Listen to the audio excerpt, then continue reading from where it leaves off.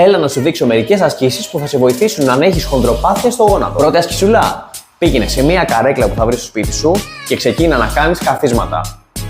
20 επαναληψούλες από 3 σετάκια, περίπου 2 με 3 φορές τη εβδομάδα.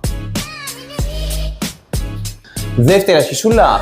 Πήγαινε σε ένα σκαλοπάτι ή χρησιμοποίησε κάποιους δίσκους γυμναστικής και κάνε βήμα και πάνω. 20 επαναληψούλες και από αυτό, από 3 σετάκια,